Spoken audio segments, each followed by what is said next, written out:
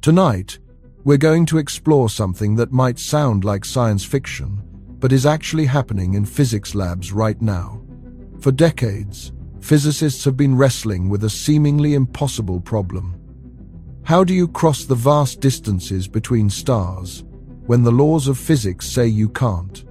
The nearest star is so far away that even spacecraft like Voyager would take 70,000 years to reach it. And Einstein's equations seem to forbid any shortcut.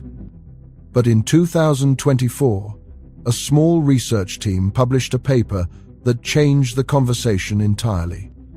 They found a solution hiding in the mathematics. A way to move through space that doesn't break the speed of light, but doesn't need to.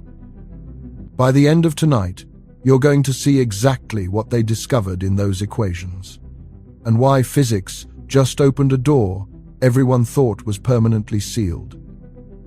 Before we get started, if you love exploring the depths of space as much as we do, take a second to like the video or subscribe. It's a simple action, but it helps this channel reach more curious minds like yours. Now, let's begin. The nearest star beyond our Sun sits 25 trillion miles away. That's 25 with 12 zeros after it. This is the distance to Proxima Centauri, a small red dwarf star that happens to be our closest stellar neighbor in the entire galaxy.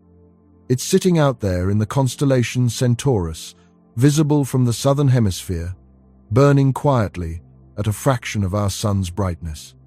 And it's closer to us than any other star in the night sky.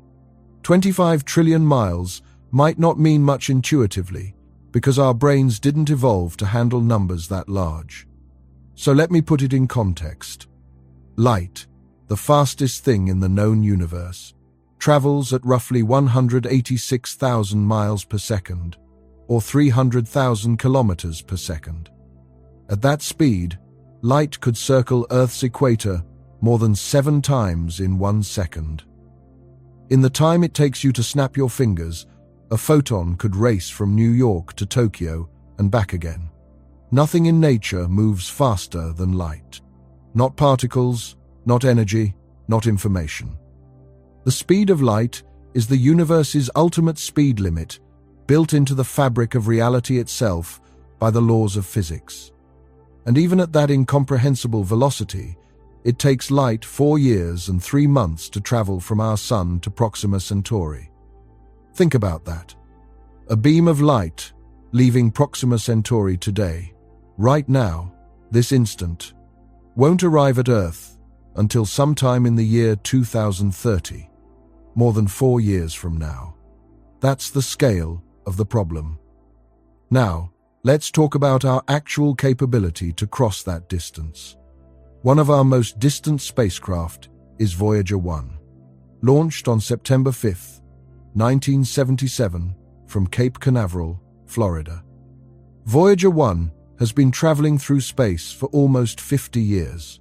It's currently farther from Earth than any other human-made object. In August 2012, Voyager 1 crossed the heliopause, the boundary where the Sun's solar wind gives way to the interstellar medium. It became the first human-made object to enter interstellar space. It's still out there, still operational, still sending back data across billions of miles of empty space. And it's moving fast. Voyager 1 is currently traveling at approximately 38,000 miles per hour relative to our Sun. That sounds incredibly fast. It is fast by every measure we use in daily life. A commercial airliner cruises at about 600 miles per hour. The fastest car ever built, the Thrust SSC, hit a top speed of about 760 miles per hour. A bullet, fired from a high-powered rifle, leaves the barrel at around 2,000 miles per hour. Voyager 1 is moving 19 times faster than a speeding bullet. It's covering roughly 333 million miles every year. That's fast enough to travel from Earth to the Moon in less than 7 hours. Fast enough to reach Mars in a matter of weeks during a close approach.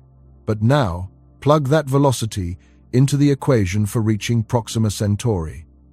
The math is simple and devastating. At 38,000 miles per hour, traveling 25 trillion miles takes approximately 70,000 years. 70,000 years. Let that sink in for a moment.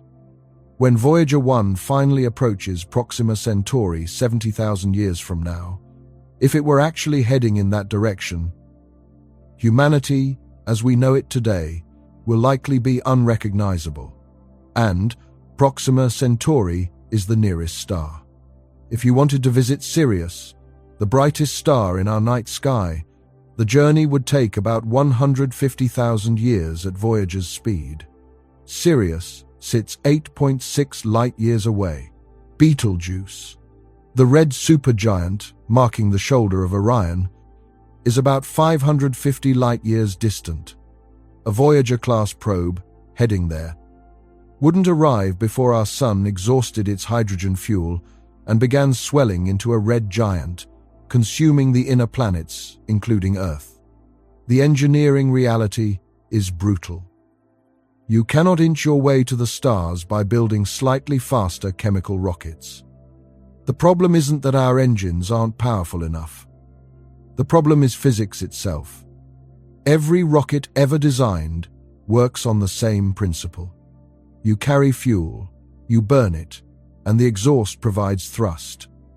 But fuel has mass, and that mass needs to be accelerated along with the spacecraft, which means you need more fuel to push the fuel, which adds more mass, which requires even more fuel to accelerate. The relationship is exponential, not linear. It's called the tyranny of the rocket equation, and it's been the bane of space exploration since the beginning. The Saturn V rocket that carried astronauts to the moon during the Apollo program burned through 3,000 tons of fuel in its first stage alone. 3 million kilograms of kerosene and liquid oxygen consumed in just 2.5 minutes. All of that fuel, all of that mass, all of that expense to push a tiny capsule containing 3 human beings 250,000 miles to the moon. Now scale that up. Proxima Centauri is 100 million times farther away than the moon. If you tried to use chemical rockets to reach Proxima in a human lifetime, you would need more fuel than exists on Earth. Not an exaggeration. The actual calculation says you'd need more hydrocarbons than you could extract from every oil deposit, every natural gas reserve, every organic compound on the planet. And that still wouldn't be enough. You'd need to harvest hydrocarbons from the atmospheres of Jupiter and Saturn. You'd need to strip every organic molecule from every asteroid and comet in the solar system. And even then, the numbers don't work.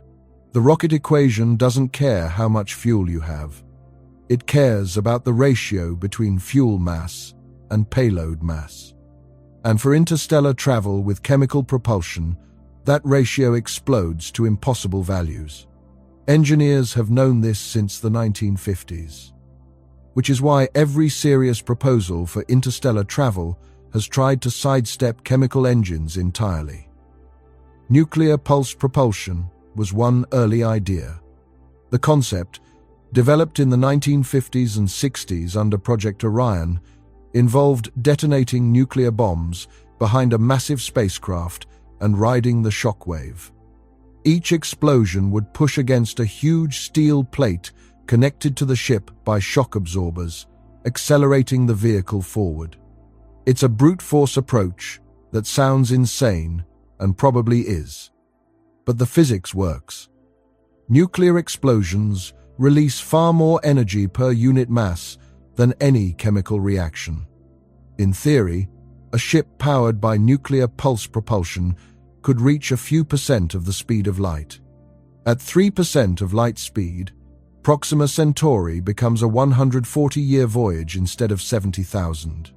Still longer than a human lifetime, but at least within the realm of generational ships. The practical problems are enormous. You'd need thousands of nuclear warheads. The radiation shielding would have to be massive.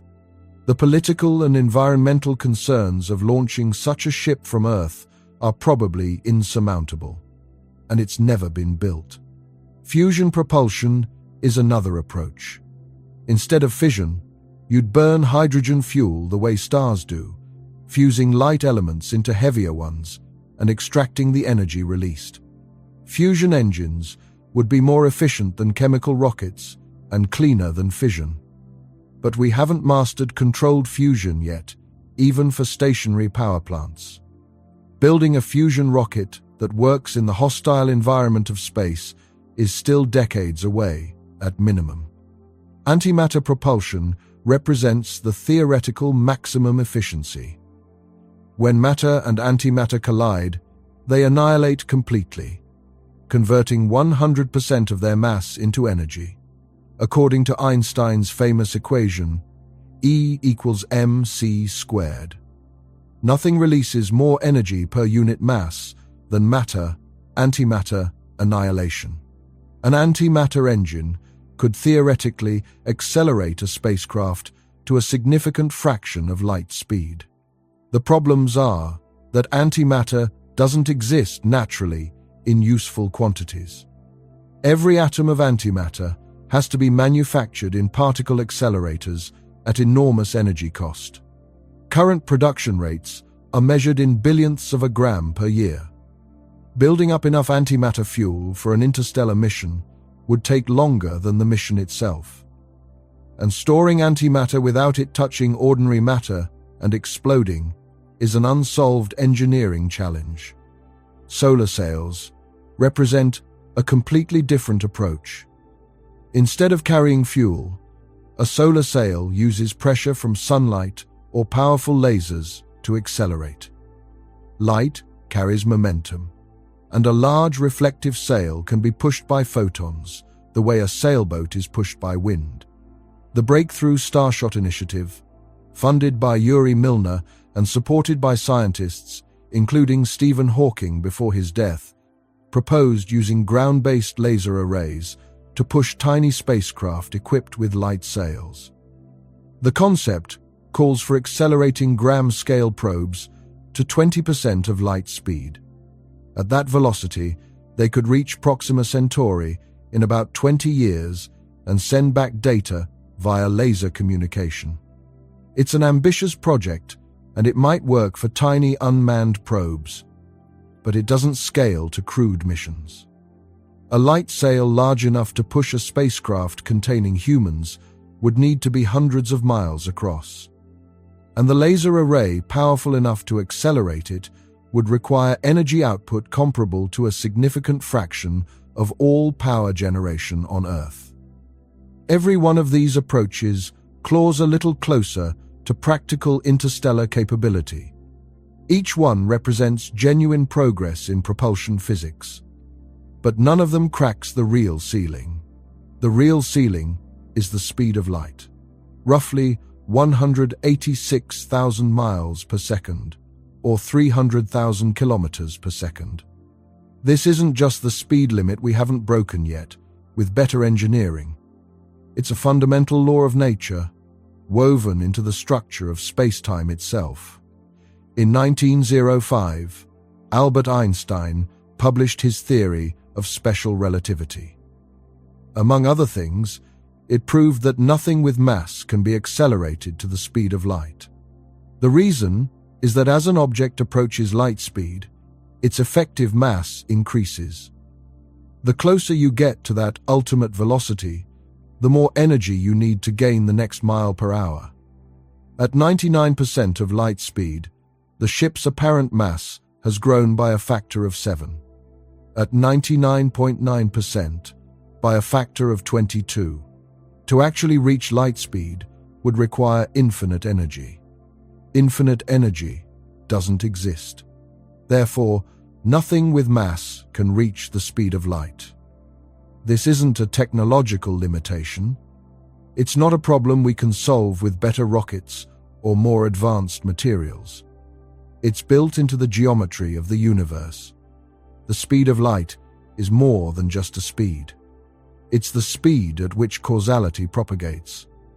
The maximum rate at which information can travel from one point to another. The cosmic speed limit is absolute. Or so everyone thought, until a young physicist in Wales asked a different kind of question.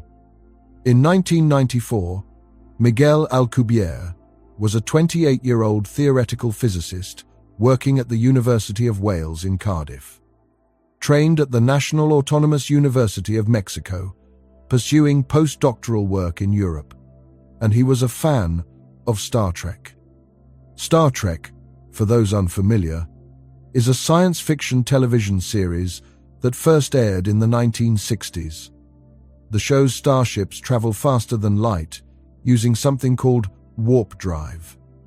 The characters talk about traveling at warp 2, warp 5, warp 9, speeds that let them cross interstellar distances in days or hours instead of decades.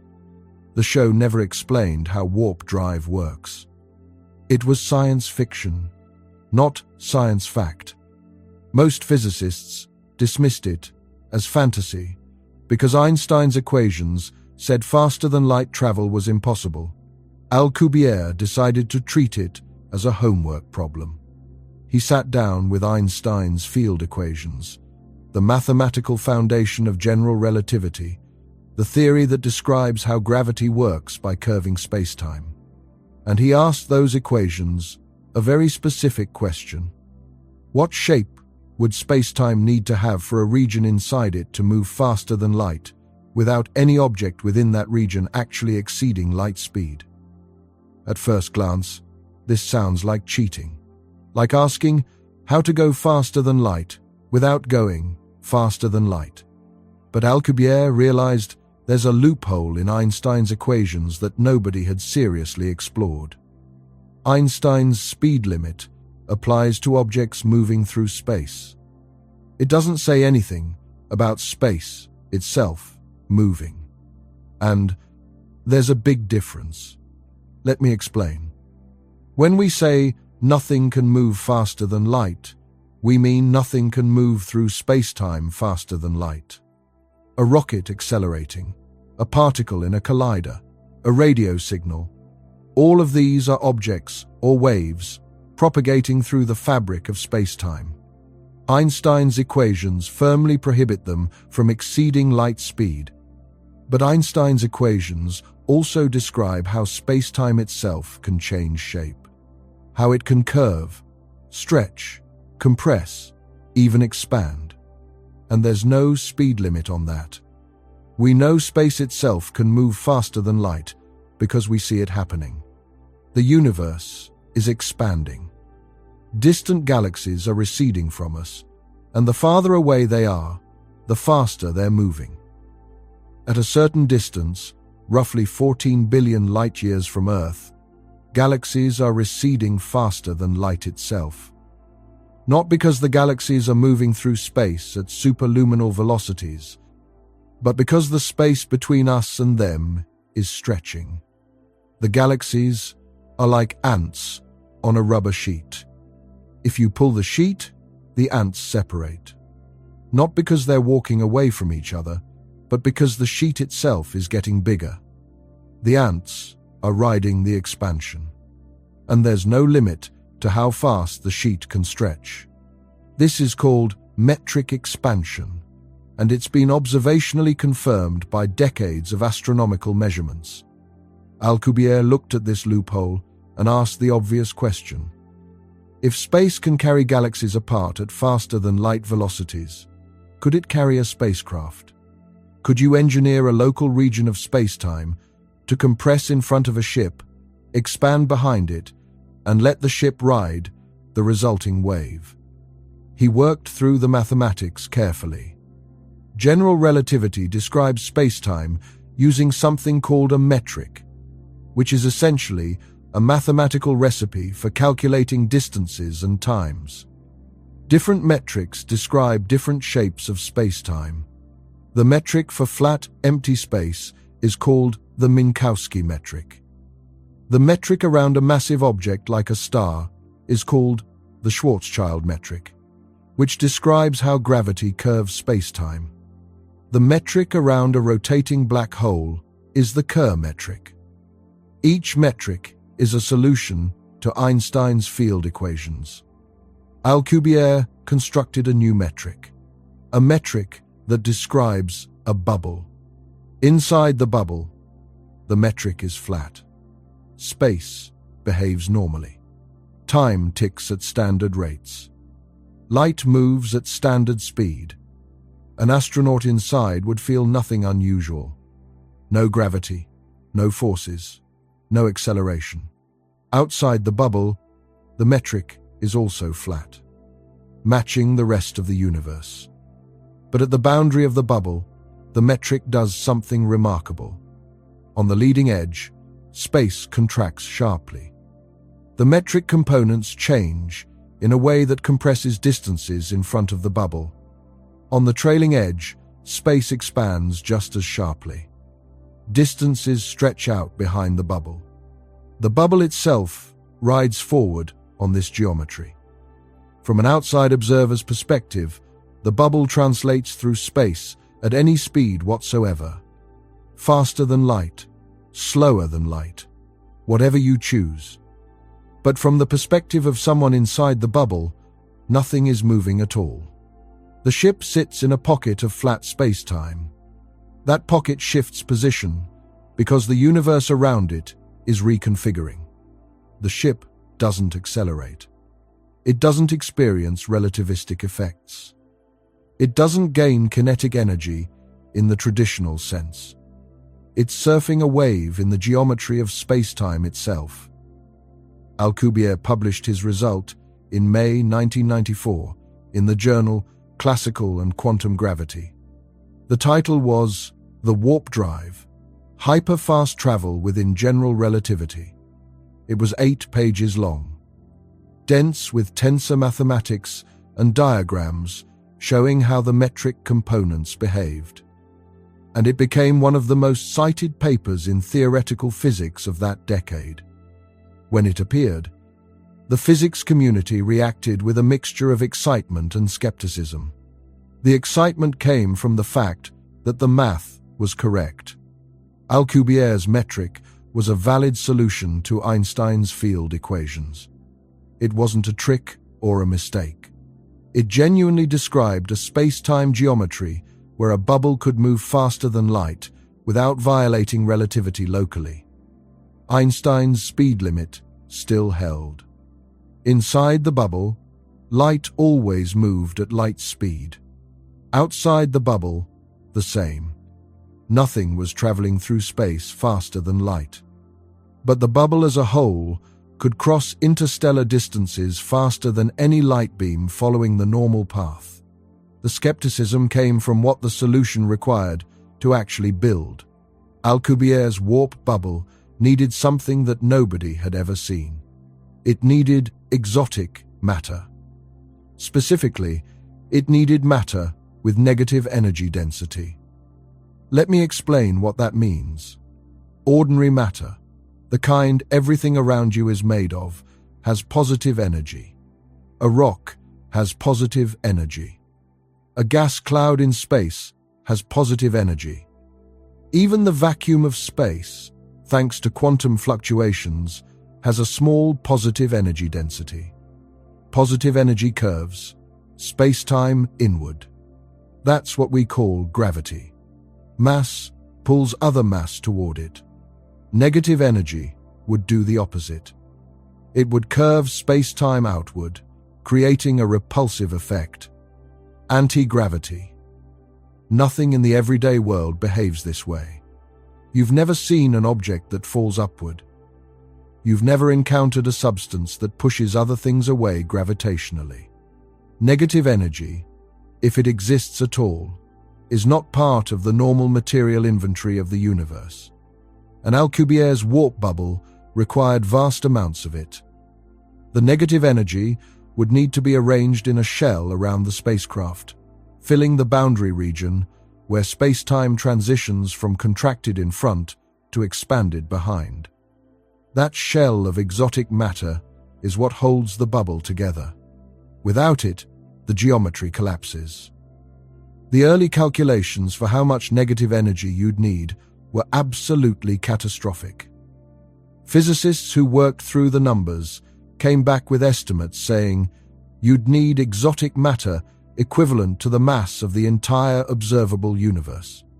Every star, every galaxy, every planet, every particle of dust in every direction, out to the cosmic horizon. All of it converted into negative energy and concentrated into a shell around your spacecraft. The number was so absurd that many researchers assumed they'd made an error. They hadn't. The original Alcubierre metric was what theorists call energy inefficient.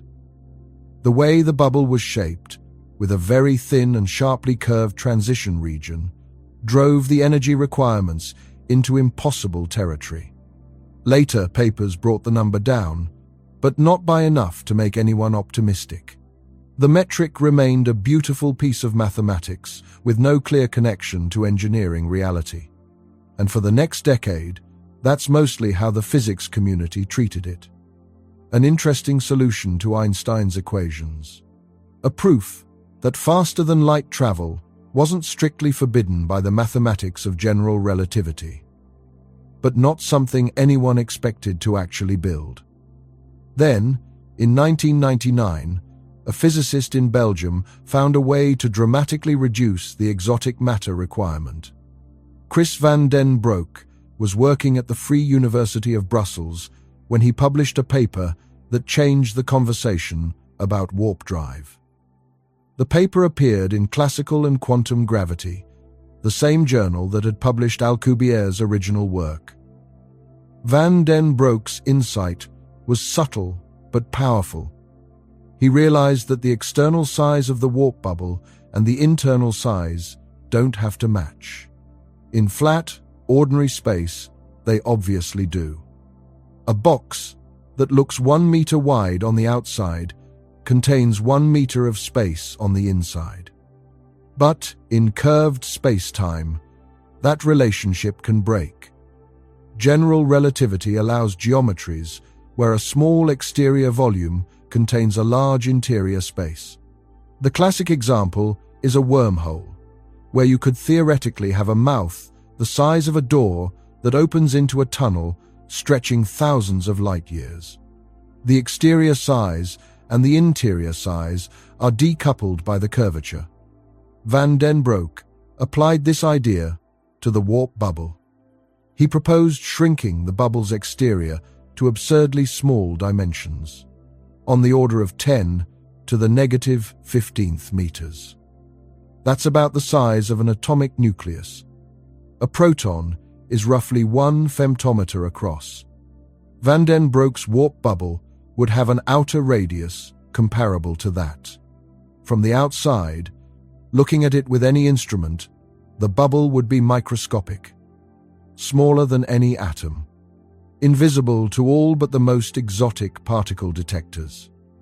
But inside, thanks to the curved geometry, there would be a normal-sized region of flat space.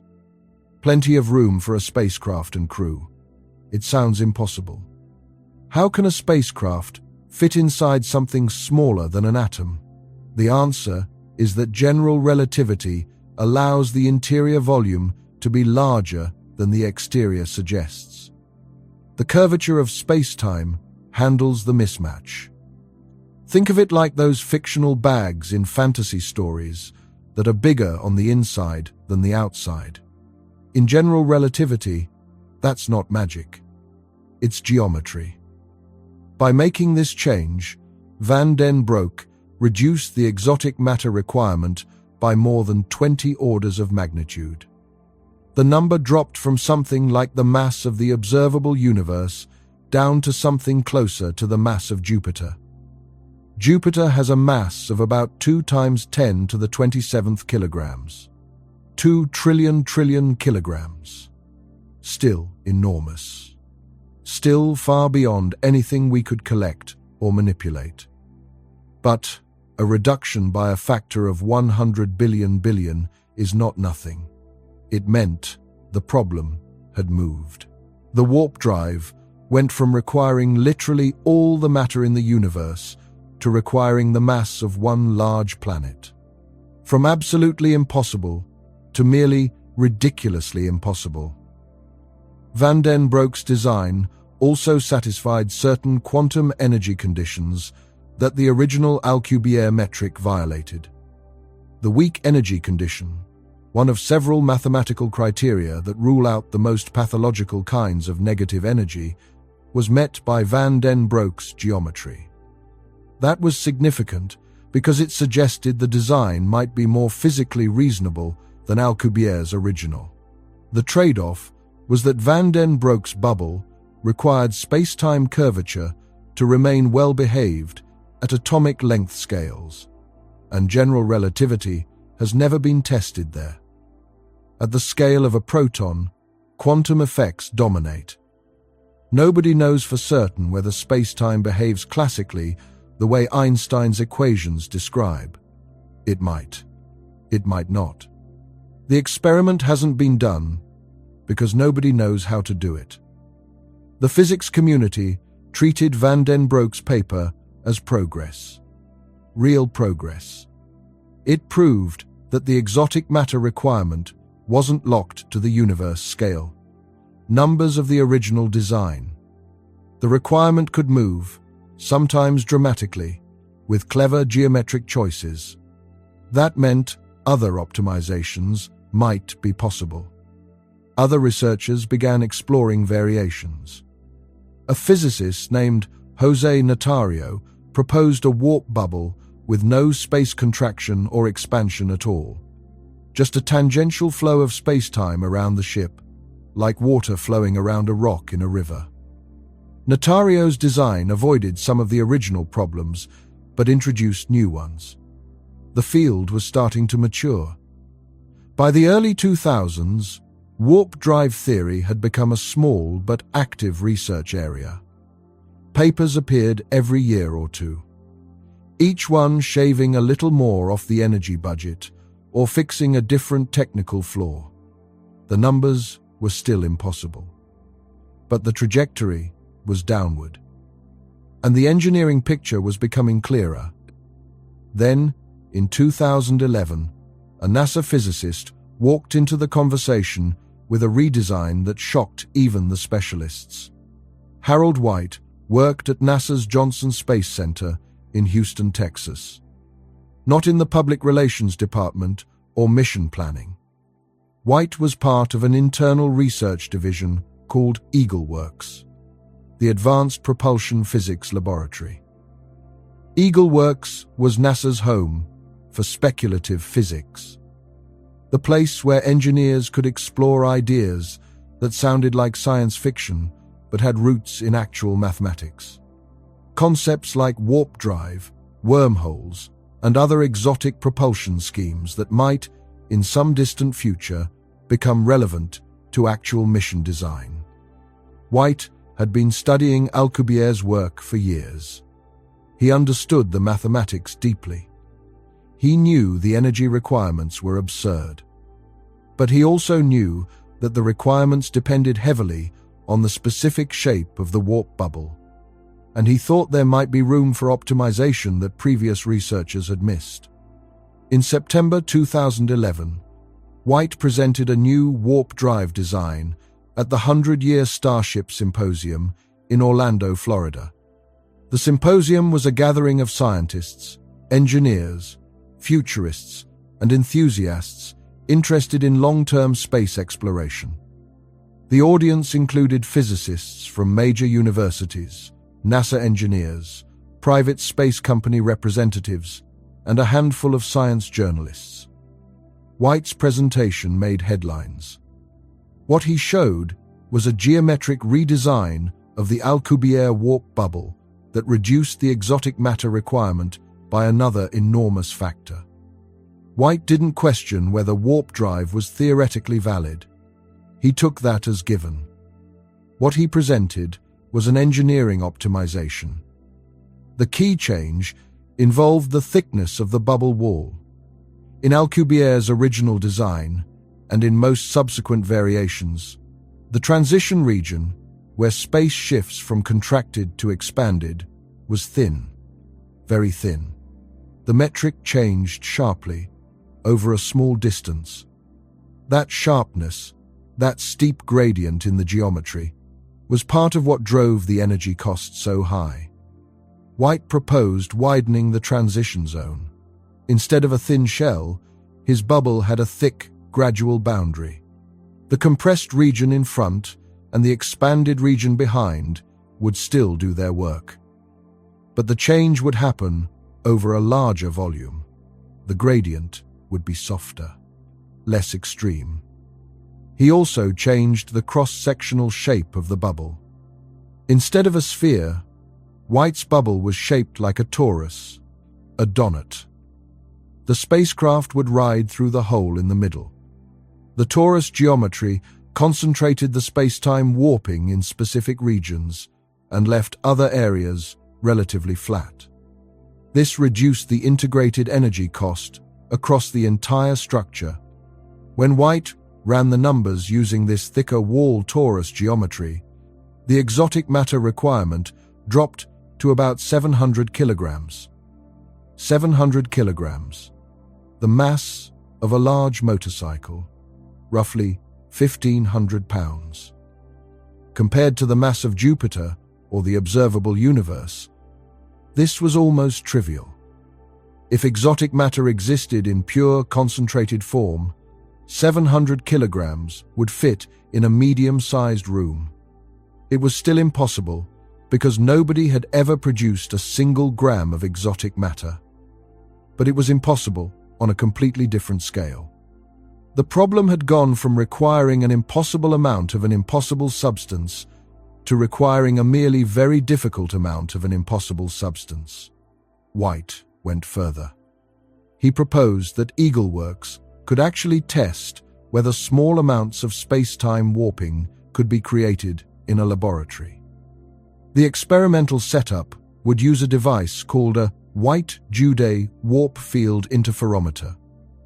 The concept was similar, in principle, to the Michelson-Morley interferometer, the instrument that helped establish special relativity by showing that the speed of light is constant in all directions, and similar to the instruments that decades later would detect gravitational waves at LIGO. An interferometer works by splitting a laser beam into two paths, bouncing the beams off mirrors and recombining them. If one path is even slightly longer or shorter than the other, the beams will interfere when they recombine, creating a pattern of light and dark fringes. By measuring that interference pattern with extraordinary precision, you can detect tiny changes in the length of the paths.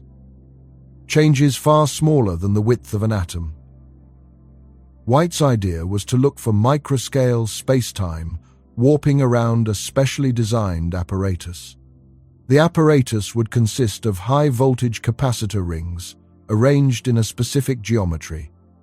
If the warp field theory was correct, and if it scaled down to small sizes, the electric fields around those capacitors might produce a tiny local curvature of spacetime.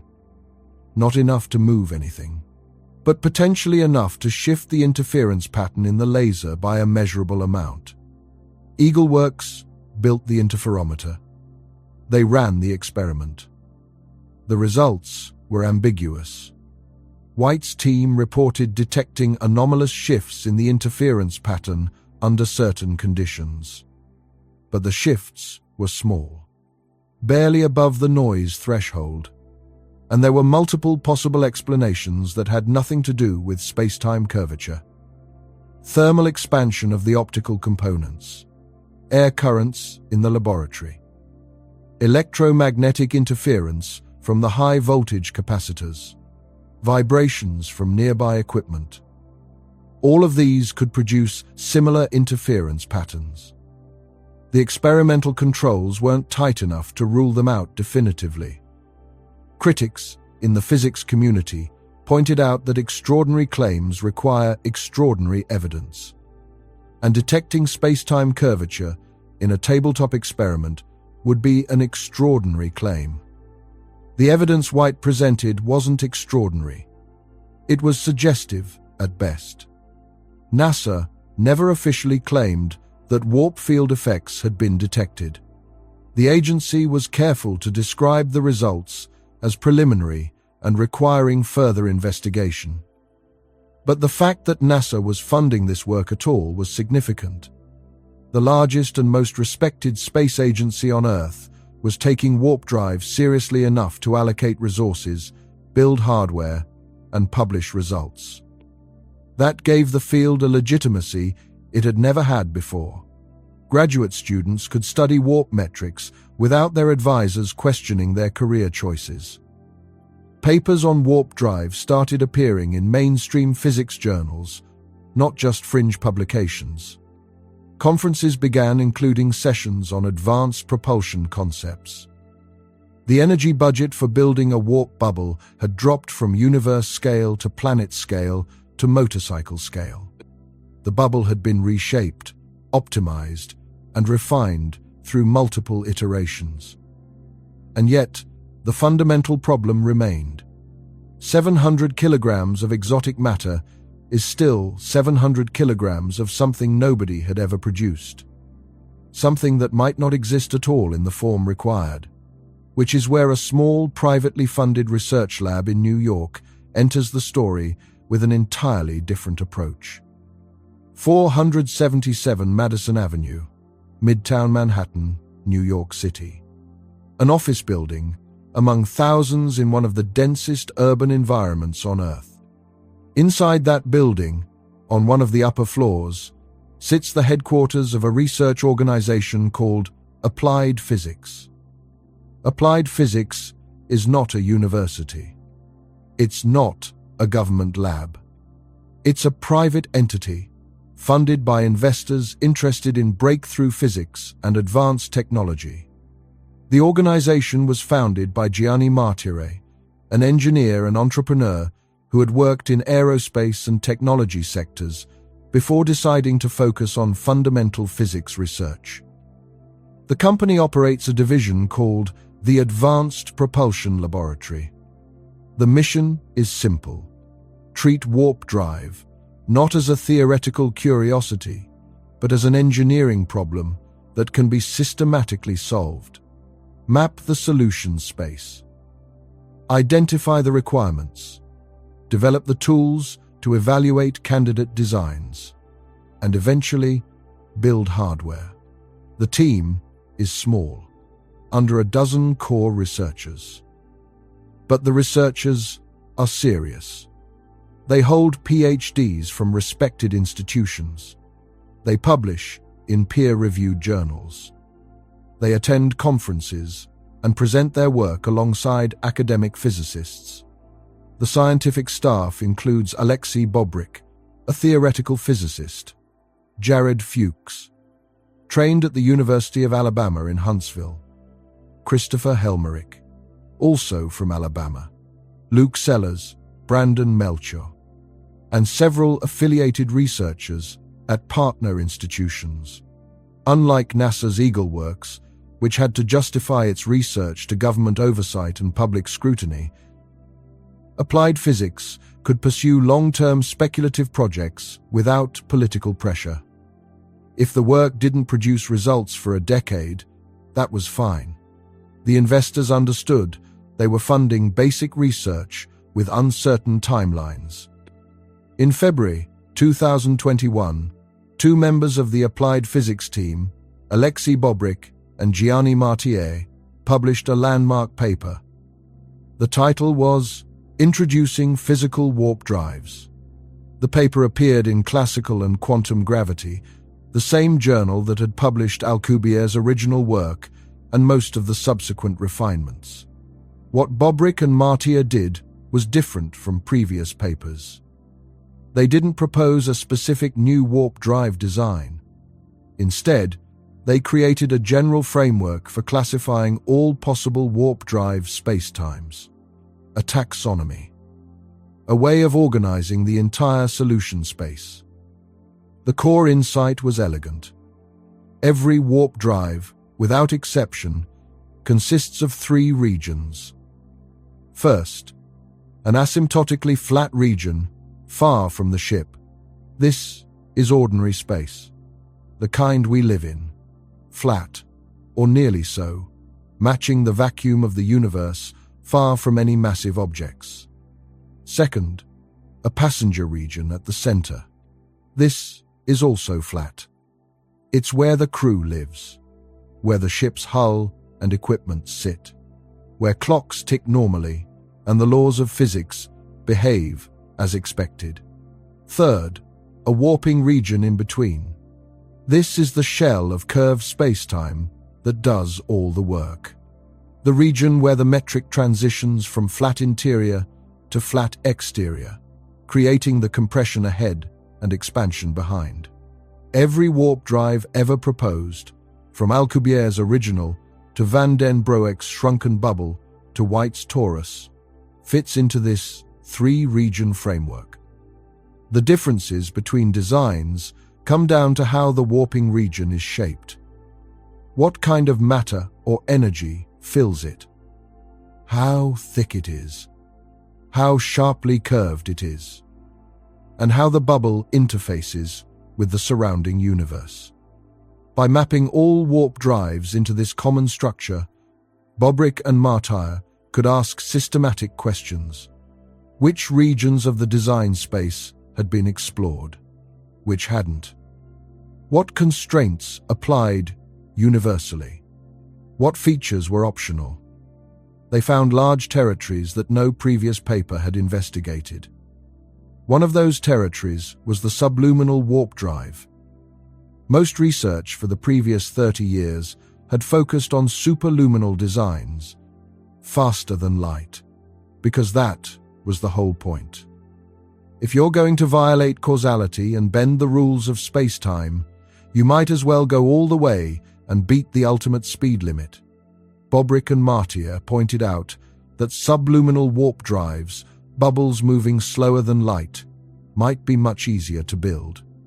They might satisfy energy conditions that exotic matter violates. They might not require negative energy at all. And they would still be incredibly useful. A warp bubble, traveling at 90% of light speed, doesn't break Einstein's cosmic speed limit. But it would cross the solar system in hours. Reach Proxima Centauri in under 5 years. And do so without subjecting the crew to any acceleration forces whatsoever. The paper also proved a theorem that hadn't been stated explicitly before. Any warp drive, regardless of its design, is effectively a shell of matter that has been set in motion. The shell moves through space like any other object, which means it still needs some kind of propulsion system to accelerate it to cruising speed. A warp bubble doesn't eliminate the need for rockets. It changes what the rocket is pushing. Instead of pushing the spacecraft directly, accelerating the crew and cargo, the rocket accelerates the bubble. And the bubble carries everything inside it without transmitting any forces to the interior. This reframed the entire problem. Warp drive wasn't magic. It was a specific kind of structured space-time geometry that, once set in motion, carried a region of flat space along with it. The internal crew felt no G-forces because they weren't accelerating. The external universe saw the bubble move. But getting the bubble up to speed in the first place still required conventional physics. The Bobrick-Martyr framework became the standard reference for warp drive research going forward. Papers published after 2021 cite it heavily. The classification scheme is now used to describe new designs. And the focus on subluminal configurations opened a research direction that had been largely ignored. The applied physics team continued working. They had classified the problem. Now they needed to solve it. In 2024, they did. Classical and Quantum Gravity, Volume 41, Number 9. Article 0, 95013. Published April 29, 2024. The title: Constant Velocity Physical Warp Drive Solution. Lead author: Jared Fuchs. Co-authors: Christopher Helmerich, Alexei Bobrik, Luke Sellers, Gianni Martire. The entire applied physics team, pulling together, focused on a single problem. What the paper claimed was extraordinary. The authors presented a warp drive solution that satisfies all of the classical energy conditions. All of them. The weak energy condition, the null energy condition, the dominant energy condition, the strong energy condition. These are mathematical criteria that ordinary matter satisfies and that exotic matter violates. They're not arbitrary rules. They emerge from quantum field theory and have been tested against countless observations. Violating them usually means you're dealing with something unphysical, something that doesn't exist in nature. The Fuchs warp drive violates none of them. No negative energy anywhere in the structure. No exotic matter. No violations of any physical principle observed in the real universe. The design combines two elements. First, a stable matter shell with a specific density distribution, built entirely from positive energy material. The kind of matter that exists throughout the universe. Ordinary baryonic matter. Protons, neutrons, electrons, arranged in specific configurations. Nothing exotic. Nothing that requires new physics to produce. Second, a shift vector distribution. This is a mathematical feature of the spacetime metric. It describes how different parts of space are moving relative to each other. In the Fuchs design, the shift vector creates a flow pattern that mimics the Alcubierre geometry. Space compresses slightly ahead of the bubble, expands slightly behind it. But the compression and expansion are driven by the distribution of ordinary matter in the shell, interacting with the shift vector structure. Together, the shell and the shift vector produce a warp effect. A region of flat space moves through the surrounding universe, carrying anything inside it along for the ride. The paper uses software called Warp Factory to evaluate the design numerically. Warp Factory is a tool the applied physics team developed and released publicly. Written in MATLAB, it allows researchers to input any proposed warp metric and calculate its properties. The stress-energy tensor, which tells you what kind of matter would be needed. The energy conditions, which tell you whether that matter is physical. The curvature scalars, which describe how strongly spacetime is bending. And visualizations that let you see the geometry. When you run the Fuchs metric through Warp Factory, the output is clean. The visualization shows blue everywhere. Blue indicates positive energy density, the kind that matches ordinary matter. Black lines show momentum flux, the internal structure of how energy and momentum flow through the bubble. Nowhere in the entire visualization does red appear. Red would indicate a violation of the energy conditions, a region requiring exotic matter. The Fuchs warp drive has no red. It's entirely blue, entirely physical, entirely consistent with known physics. Fuchs explained the breakthrough in interviews and press releases. Prior warp drive models, he said, required matter and energy content that was unphysical. Features nobody has ever observed in nature. The new approach avoided that by adding positive energy to the solution while keeping as much of the warp effect as possible.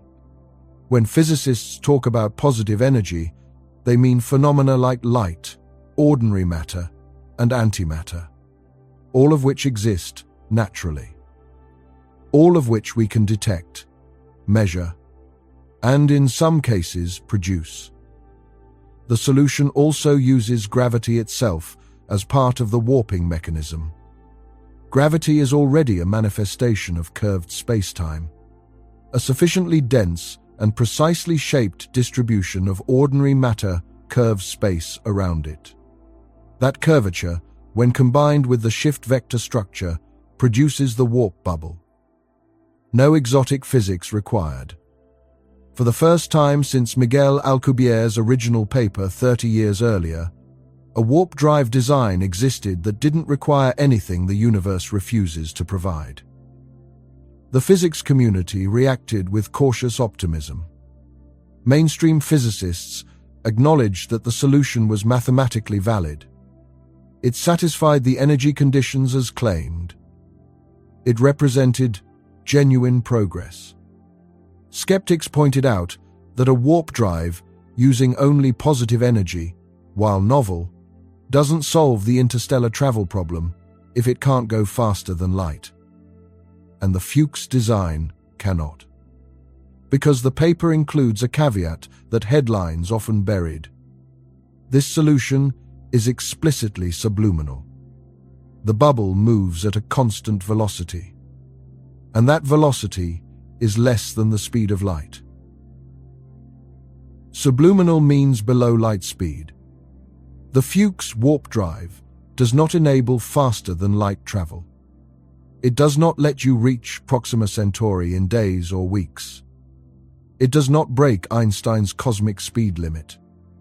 What it does is prove that warp spacetimes, as a class of solutions, are not inherently dependent on exotic matter.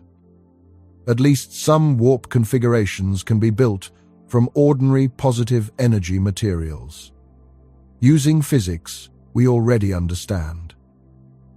Fuchs was careful about this limitation in every interview. He told reporters plainly that this concept will not deliver Star Trek-style rapid interstellar transport. What it delivers, he said, is the warp effect itself. The ability to accelerate passengers without subjecting them to G-forces, using regular matter. And that capability, even at subluminal speeds, could lead to other interesting applications. Let me explain why this matters. A subluminal warp bubble, traveling at, say, 90% of the speed of light, would take about 4.7 years to reach Proxima Centauri as measured by outside observers. For the crew, due to time dilation, the subjective experience would be shorter, roughly 2 years. That's still a long trip. It's not the weeks or months of science fiction, but it's no longer generational. It's within the career span of a single astronaut. Someone could volunteer for the mission, make the journey, and return within their working lifetime. More importantly, a subluminal warp drive transforms travel within the solar system. Right now, a trip to Mars takes about 6 to 9 months, depending on the alignment of the planets. The spacecraft has to coast most of the way, because sustained thrust would require too much fuel and would crush the crew. A Mars mission is a slow, careful ballet of orbital mechanics. Launch windows open only every 26 months. The trajectory is fixed months in advance. Mid-course corrections are limited. It's cumbersome and restrictive. A warp bubble changes everything. Inside the bubble, space is flat. The crew experiences no acceleration. Even if the bubble itself is accelerating rapidly, the passengers feel nothing. A warp ship could fire its engines continuously, accelerating to a significant fraction of light speed, coast briefly, then decelerate just as hard. The entire trip to Mars could be measured in days instead of months, possibly hours if you pushed the acceleration high enough.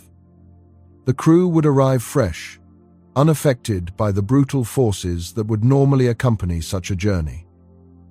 The same logic applies to everywhere else in the solar system. Jupiter, currently a multi-year voyage, becomes a matter of weeks. Saturn, Neptune, the Kuiper Belt, all within reach of short-duration missions. You could send crewed expeditions to study these worlds up close without committing decades of an astronaut's life to the journey. And there's a safety benefit most coverage overlooks. A subluminal warp bubble does not generate a horizon at its leading edge. Let me explain what that means and why it matters. When a bubble moves faster than light, the front edge is receding from the ship's interior, faster than any signal from inside could catch up. This creates what's called an event horizon, a boundary beyond which the interior cannot send information. Horizons are bad news. They produce Hawking radiation, a quantum effect that would irradiate the crew. They prevent steering because you lose causal contact with your own leading edge. They trap particles which get released as a devastating beam when the bubble shuts off. All of these problems are features of superluminal travel specifically. A subluminal bubble doesn't cross the light barrier. No horizon forms. No Hawking radiation. No loss of control. No particle beam weapon. The ship remains in causal contact with its entire structure. The pilot can steer, adjust course, and decelerate safely. The physics permits it. The materials are ordinary. The crew is protected. And for the first time, there's an actual engineering path connecting our current technology to eventual warp capability. Not a path we can walk tomorrow. Not even a path we can walk this century. But a path. The engineering challenges are still enormous. Building a matter shell with the density profile the Fuchs design requires is far beyond our current materials science. The shell would need to maintain its shape against gravitational stresses, thermal fluctuations, and the dynamic forces of acceleration and deceleration. Current high-strength materials, things like carbon fiber composites and advanced steel alloys, can handle pressures up to a few gigapascals. The warp shell would need to handle stresses thousands of times higher without deforming or failing. We don't have materials that can do that. We might not have them for centuries. The energy requirements are also staggering. Even though the Fuchs design doesn't need exotic matter, it still needs energy. Lots of it. Accelerating a massive shell of ordinary matter to 90% of light speed requires energy inputs comparable to significant fractions of global power production. We're talking terawatts, sustained over hours or days.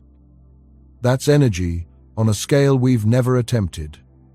The instrumentation to test even small-scale warp effects doesn't exist yet.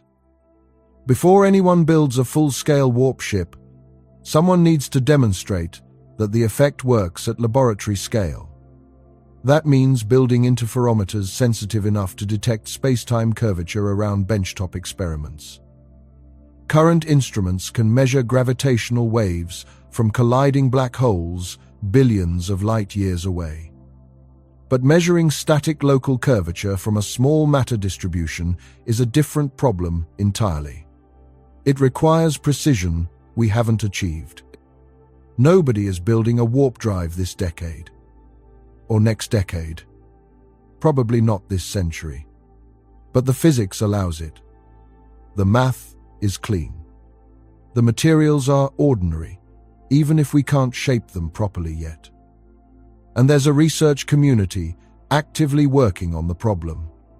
In early 2026, less than 2 years after the Fuchs paper, another study suggested the next refinement might already be on the horizon. A follow-up paper from the applied physics team and collaborators revisited the warp drive metric families with more sophisticated mathematical analysis.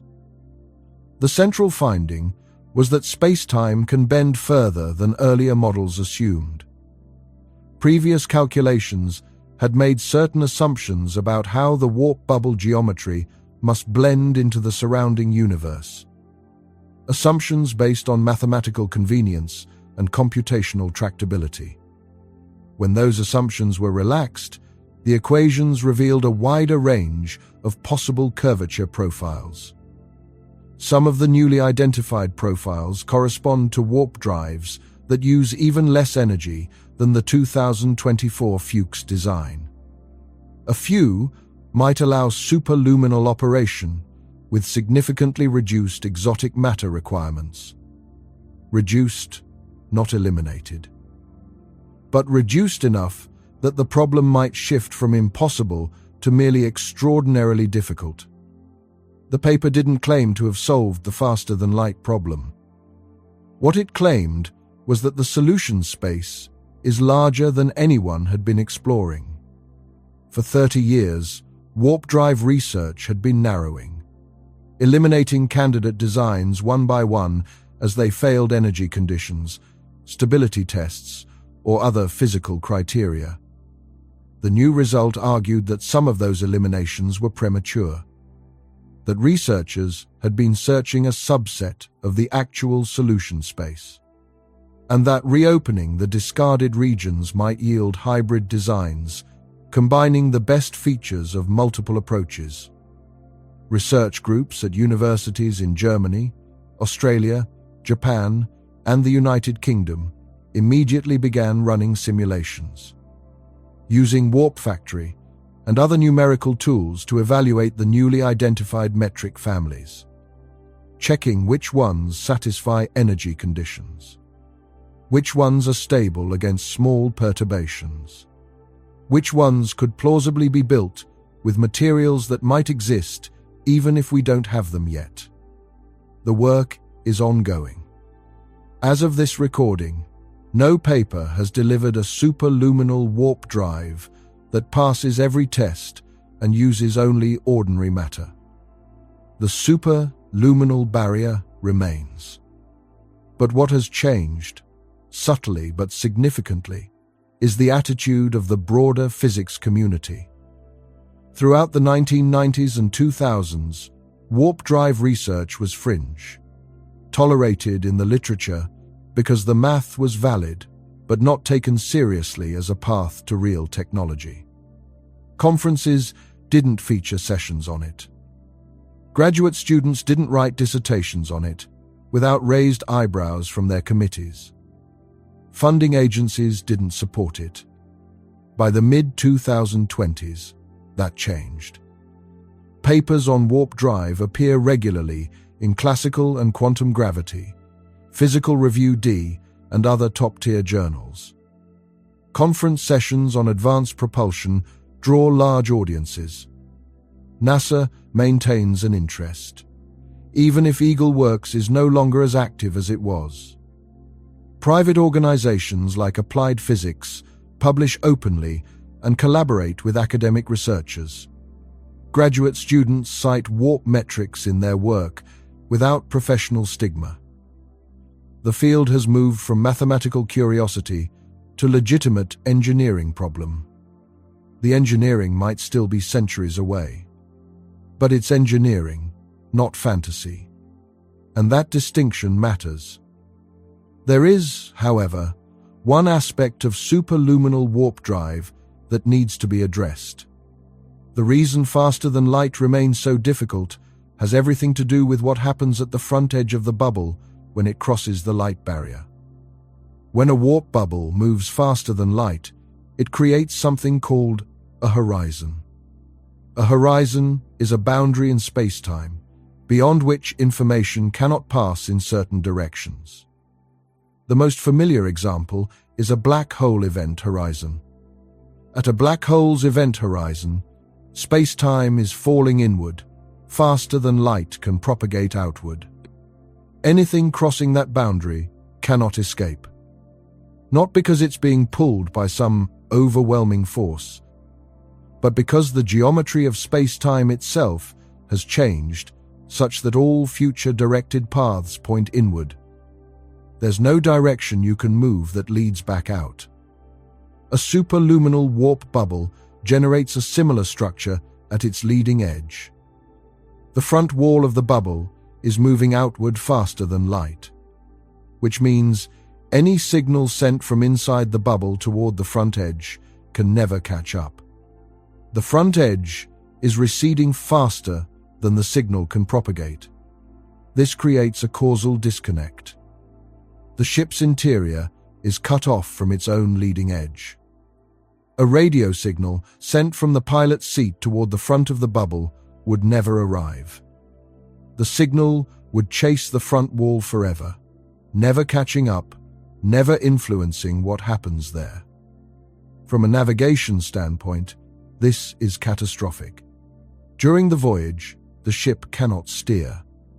It cannot adjust course. It cannot transmit any information ahead of its position. The bubble must be aimed correctly before launch, because once it's moving at superluminal speed, the crew has no causal access to the region of space they're heading toward. Any error in the initial trajectory cannot be corrected mid-flight. Any obstacle in the path cannot be avoided. The ship simply plows forward on whatever vector it was set to, unable to respond to changing conditions. It gets worse. A superluminal warp bubble also cannot be stopped from inside. To decelerate, the bubble would need to change its own geometry. Shift the distribution of matter or energy in the warping region. But doing that requires sending signals from the ship's interior to the bubble boundary. And if the bubble is moving faster than light, those signals cannot reach the leading edge. You're locked in. The only way to stop is to have external infrastructure at the destination. Pre-positioned equipment, set up by an earlier mission that can collapse the bubble from outside, or some kind of autonomous mechanism embedded in the bubble wall itself, programmed to shut down after a certain duration. Neither option is reassuring. The pilot, sitting in the control seat, has effectively become a passenger, watching the universe blur past through windows that no longer obey normal causality.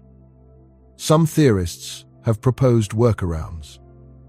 One idea involves oscillating the bubble, switching it on and off at high frequency so the ship has brief moments of causal contact with the outside universe between warp pulses. The math for this exists in certain models, but it introduces severe stability problems. A bubble that keeps collapsing and reforming might emit catastrophic bursts of radiation with each cycle. The energy released could be enough to vaporize the ship. Another idea is to simply accept the limitation and design missions around it. Warp drives become long-range ballistic devices. You aim them carefully, launch them, and hope they arrive where you pointed them. For pre-planned routes between established destinations, this might be workable. For exploration, it's essentially useless. The horizon problem doesn't prove warp drive is impossible. It proves that superluminal warp drive, if it works, would be a fundamentally different kind of vehicle than anyone imagined. Not a steerable starship that you pilot like an airplane. A ballistic projectile that you aim and fire, with no ability to change course once launched. And there's a second consequence of the horizon that's even more dangerous. A consequence involving radiation. In 1974, Stephen Hawking published a result that shocked the physics community. He proved that black holes emit radiation. Before Hawking's work, everyone assumed black holes were perfectly black. No light escapes. No heat radiates away. They're cold, dark, silent objects that only absorb and never emit. Hawking showed that quantum mechanics changes the picture. Near the event horizon of a black hole, virtual particle pairs constantly pop into existence from the vacuum. Normally, these pairs annihilate almost immediately and disappear. But near a horizon, something different happens. One particle of the pair can fall into the black hole while the other escapes. The escaping particle becomes real, carrying energy away. From the outside, it looks like the black hole is radiating. This is called Hawking radiation. The temperature of the radiation depends on the size of the black hole. Larger black holes emit cooler radiation. Smaller black holes emit hotter radiation. A black hole, the mass of our Sun, would have a Hawking temperature of about 60 nanokelvins. That's 60 billionths of a degree above absolute zero. Far too cold to detect against the cosmic microwave background. But a smaller black hole, say one the mass of a mountain, would radiate at higher temperatures. And a microscopic black hole would be incredibly hot. Now, apply this same physics to a superluminal warp bubble. The bubble's leading edge forms a horizon. Not exactly like a black hole horizon, but similar in the relevant ways. It's a boundary where causal structure changes, where future-directed paths cannot cross back. And wherever you have a horizon, Hawking radiation should appear. Near the front wall of a superluminal warp bubble, virtual particle pairs pop into existence. One particle falls forward into the region the bubble is moving into. The other particle falls backward into the ship's interior. From the crew's perspective, particles are raining in from the leading edge. A constant stream of radiation generated by the horizon geometry itself. The problem is that warp bubbles are small, much smaller than astrophysical black holes, and radiation temperature scales inversely with horizon size. Smaller horizon means hotter radiation. A superluminal warp bubble moving at, say, 10 times the speed of light would have an effective horizon radius on the order of feet or tens of feet. Theoretical calculations suggest the Hawking temperature of such a horizon could be thousands or even millions of kelvins. Hotter than the surface of the Sun. The crew inside the bubble wouldn't just feel warm. They'd be bathed in high-energy particles pouring inward from the front wall. X-rays, gamma rays, possibly even more energetic radiation. The intensity would be lethal within seconds. A paper published in 2009 by physicists at the University of Sydney worked through this calculation in detail. Their conclusion was stark. Any macroscopic superluminal warp bubble would generate Hawking radiation at the leading edge, intense enough to kill the crew almost instantly. The faster the bubble moves, the hotter the radiation becomes. There's no escape. No shielding would help, because the radiation is being generated inside the bubble, between the ship and the front wall.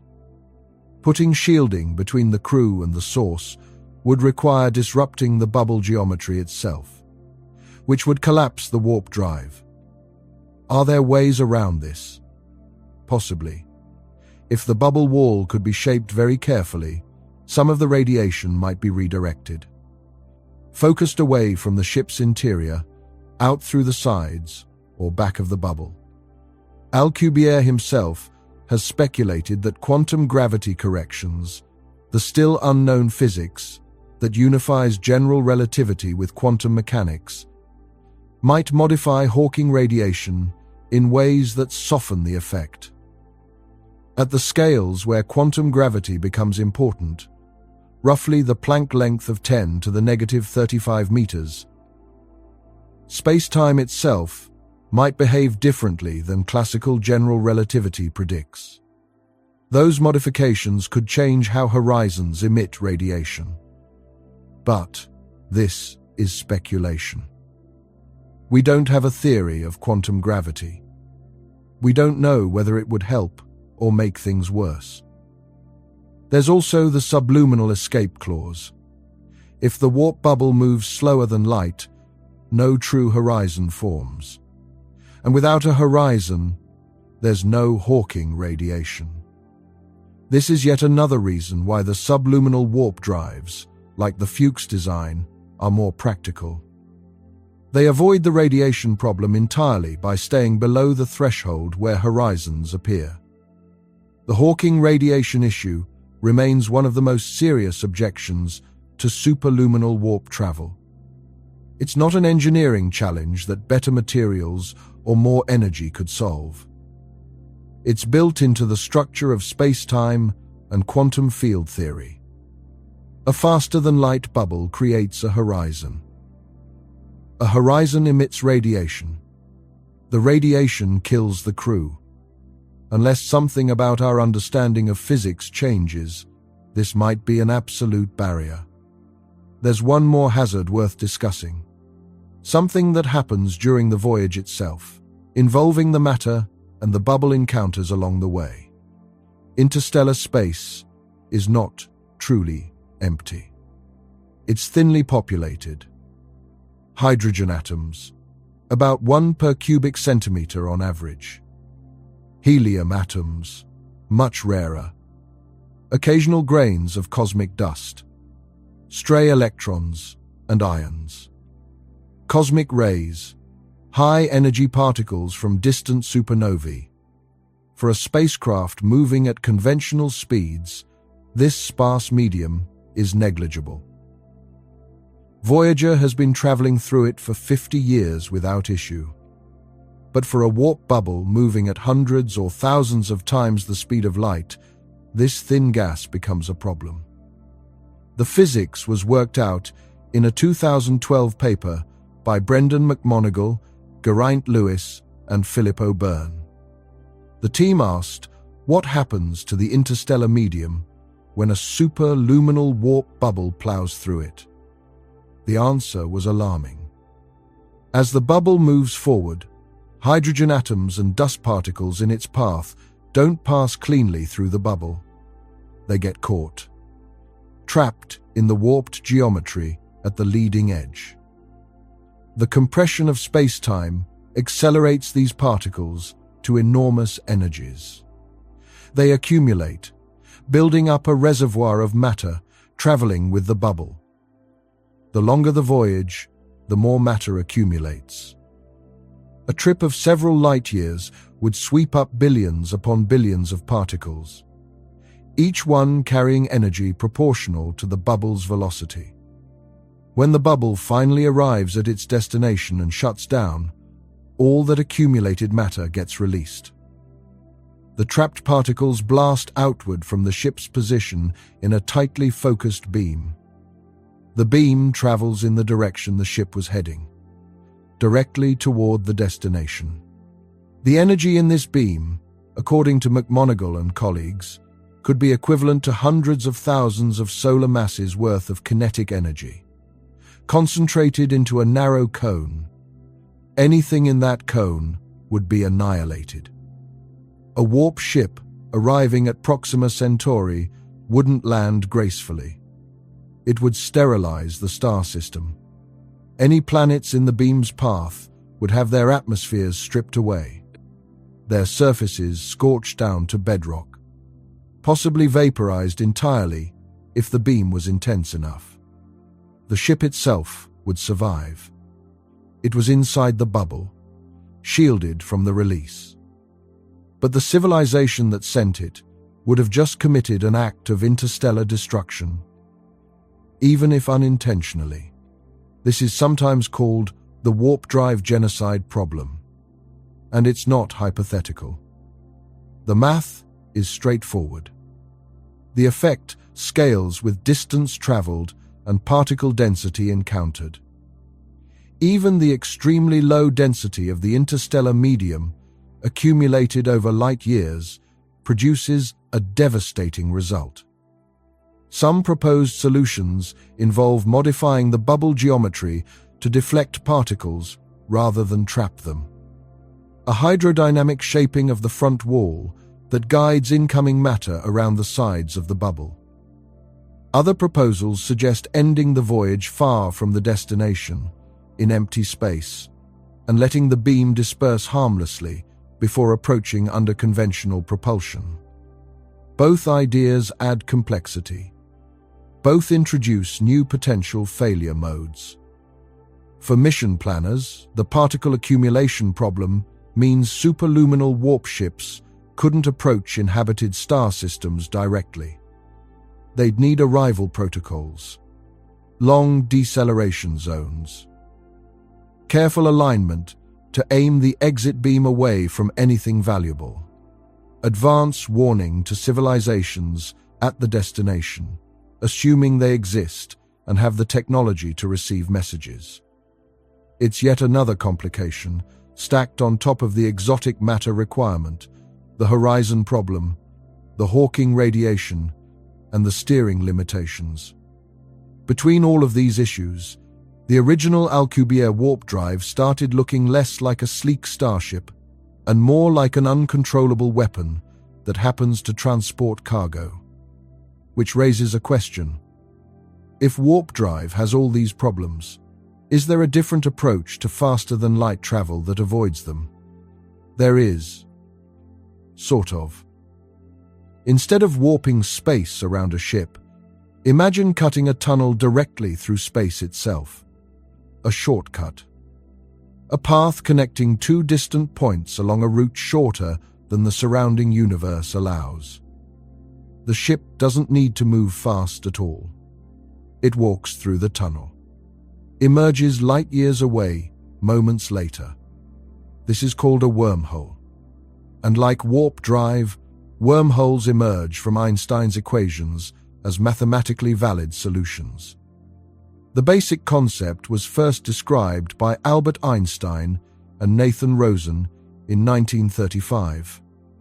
They were studying the interior geometry of black holes and discovered that the mathematics permitted a bridge, a connection between two otherwise separate regions of spacetime. The Einstein-Rosen bridge, as it became known, was a feature of the Schwarzschild black hole solution. It linked the black hole's interior to another region, possibly another universe entirely, or a distant part of our own universe. Early physicists treated this as mathematical curiosity. The bridge wasn't traversable. It would collapse too quickly for anything to pass through. And even if you could enter it, you'd be crushed by tidal forces before reaching the other side. The situation changed in 1988. Kip Thorne, a theoretical physicist at Caltech who would later win the Nobel Prize for the first detection of gravitational waves, published a paper with collaborators Michael Morris and Ulvi Yurtseva. The title was Wormholes in Spacetime and Their Use for Interstellar Travel. The paper was partly inspired by a request from Carl Sagan. Sagan was writing the science fiction novel Contact and wanted a scientifically plausible way for his characters to travel faster than light. He asked Thorne if there was any mechanism permitted by general relativity. Thorne took the question seriously. His team's result was striking. Traversable wormholes, meaning wormholes you could actually travel through without being destroyed, were valid solutions to Einstein's equations, provided certain conditions were met. A spacecraft could enter one mouth of the wormhole, travel through a short throat connecting the mouths, and emerge from the exit potentially light years away. The journey through the throat could take minutes or hours. The two mouths could be separated by any distance, across the galaxy if you wanted. From the outside, the trip would appear instantaneous, or nearly so. The ship disappears into one mouth, reappears from the other, potentially before any light signal following the normal route could make the journey. Think of spacetime as a sheet of paper. Normally, to get from one point to another, you travel across the surface.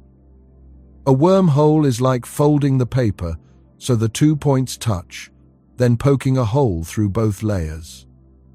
The hole creates a shortcut. The distance through the hole is much shorter than the distance across the surface. The trip through the wormhole doesn't exceed light speed locally. A photon racing through would still move at 300,000 kilometers per second through the throat. But the shortcut makes the effective travel time much less than going the long way around. An observer, watching from outside, would see a ship enter one mouth and emerge from the other almost instantly. Potentially faster than light could have made the trip through normal space. Unlike warp drive, wormholes don't involve moving through space at all. There's no bubble racing across the universe. No compression or expansion of the surrounding geometry.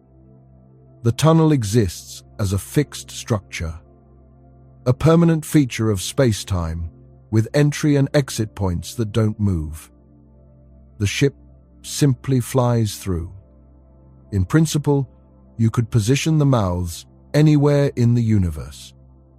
One mouth in Earth orbit, the other in orbit around a planet at Alpha Centauri. Step through one, emerge from the other. The engineering problems, however, make warp drive look simple by comparison. Kip Thorne's 1988 paper laid out the requirements for a traversable wormhole. The list is demanding. First, the wormhole must have no event horizon. An event horizon is a one-way boundary. Cross it, and you can't come back. If a wormhole had an event horizon, travelers entering would be trapped. Most naturally occurring wormhole solutions, including the Einstein-Rosen bridge, have horizons. They're not traversable. A usable wormhole requires specific geometry where both mouths are open, accessible, and connected with no barriers. Second, the throat must be wide enough for a spacecraft. Obvious, but important.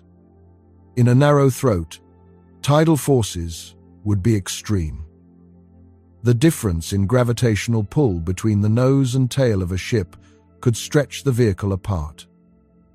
Thorne calculated that for a human-scale spacecraft to transit safely, the throat needs a minimum radius of several miles. Anything smaller, and the tidal stresses would destroy the ship. Third, the transit time must be reasonable. A wormhole where time passes much faster or slower inside than outside is problematic. Thorne showed that throats with ordinary local time flow are possible if the matter holding the wormhole open is arranged correctly. Fourth, and most critical, the wormhole must be held open. This is where the physics becomes impossible with current knowledge. Ordinary matter, the kind that makes up stars, planets, and everything we interact with, curves space-time inward. Gravity is attractive. It pulls. A wormhole throat, being a tunnel through space-time, naturally wants to pinch shut under this attractive force. It's unstable. To keep it open, you need something that pushes outward. Something that creates repulsive gravity. Thorne identified what's required. Exotic matter. Matter with negative energy density. The exact same substance Alcubierre's warp drive needs. The stuff that might not exist. And for a wormhole, you need a lot of it. Thorne estimated that holding open a wormhole large enough for a mile-scale spacecraft would require exotic matter comparable to the mass of a large planet, arranged in a shell around the throat. in a precise, geometric configuration. The setup is delicate. Any fluctuation in the exotic matter distribution could cause the throat to collapse. And if the throat collapses while a ship is inside, the ship is crushed out of existence. Compare this to warp drive. A warp bubble needs exotic matter in a shell around the ship. The shell is moving through space. Once it's configured and accelerated, it just maintains its shape. Modern designs like the Fuchs solution have eliminated the exotic matter requirement entirely for subluminal cases. A wormhole is fundamentally different. The exotic matter isn't decorative. It's structural. It's holding the wormhole throat open against constant gravitational pressure. Remove the exotic matter for even a microsecond, and the throat collapses. The quantity required is also larger. Thorne's planet mass estimate applies to a relatively modest wormhole. Scaling up to larger apertures or longer connections increases the requirement. Some calculations suggest a wormhole suitable for regular interstellar traffic would require exotic matter equivalent to several stars' worth of mass, all concentrated in the throat region. If ordinary matter were packed that densely, it would collapse into a black hole. Exotic matter, by definition, behaves differently. But the geometric demands are severe regardless. There's also a stability problem. Researchers have analyzed perturbations to wormhole geometries. Small disturbances, tiny fluctuations in the exotic matter distribution. Most configurations are unstable. A perturbation causes the throat to start collapsing. Once collapse begins, it proceeds catastrophically. The wormhole pinches shut in a fraction of a second. Anything inside is destroyed. Making a wormhole stable requires incredibly precise balance. Conditions that may not be physically achievable. Compare this to subluminal warp drive, where the applied physics team demonstrated a design using only positive energy. No analogous result exists for wormholes. Every traversable wormhole solution anyone has written down requires exotic matter in the throat. The no-go theorems in this area are stronger than for warp drive. While subluminal warp might be possible with known physics, wormholes appear to require genuinely new physics. A breakthrough we haven't made. For mission planners comparing the two approaches, the choice is clear. Warp drive, at least in subluminal form, connects to existing physics and plausible future materials science. Wormholes require a fundamental advance in our understanding of matter and energy. Both are faster than light concepts, at least in principle. Only one has a visible path forward. But there is one place in the universe where negative energy has been confirmed to exist. And it might be the key to understanding whether either technology could ever be real. In 1948, a Dutch physicist named Hendrik Casimir was working at the Philips Research Laboratory in Eindhoven, Netherlands. He was studying the quantum behavior of electromagnetic fields. And he predicted something strange.